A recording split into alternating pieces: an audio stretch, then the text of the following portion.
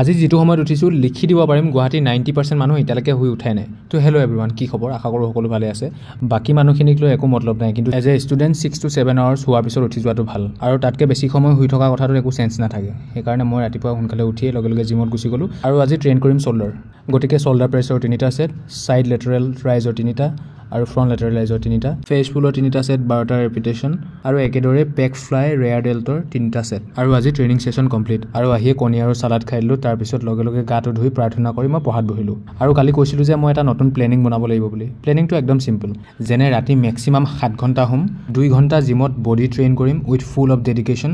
দিনটোৰ ভিতৰত দুটা ক্লাছ কৰিম যত নেকি 4 ঘণ্টা যাব 2 ঘণ্টা ৰিভিজন কৰিম আৰু 2 ঘণ্টাৰ 1 ঘণ্টা কাৰেন্ট এফেয়াৰ্স চাম আৰু 1 ঘণ্টা আনসাৰ ৰাইটিং প্ৰেক্টিস কৰিম মানে টোটাল 8 আৱাৰ্ছ আৰু দিনটো পঢ়াখিনি সামৰি মই সন্ধিয়া টিউচনলৈ গলো আৰু আজিৰ কাৰ্ডিও সেশনটো এনেকৈ কমপ্লিট হৈ গল আৰু টিউচনৰ পৰা আহি ভাত পানী খাই আকৌ পঢ়াত বহি গলো অলপতে যে কলো প্লেনিংটো তাৰ ভিতৰত হোৱা উঠা আৰু খোৱাৰ বাহিৰে বাকি কামখিনি মুঠতে মই 24 ঘণ্টাৰ ভিতৰত কমপ্লিট কৰিবলৈ চাম এনেকুৱা নহয় যে 9টাতে পঢ়িম 7টাত জিমত যামেই কিয়নো যিকোনো সময়তে যিকোনো কাম কৰিবলগীয়া হ'ব পাৰে কিন্তু পঢ়াৰ সময়খিনি যাতে ভালদৰে মেইনটেইন কৰিব পাৰো তাৰ প্ৰতি লক্ষ্য ৰাখিম আৰু বাকি ৰৈ যোৱা সময়খিনি মই যি মন যায় হেতুৱে কৰিম আৰু এটা কথা সময়খিনি তেতিয়াহে বাকি ৰৈ যাব যেতিয়া আমি দিনটো সোনকালৰ পৰা ষ্টাৰ্ট কৰিম গতিকে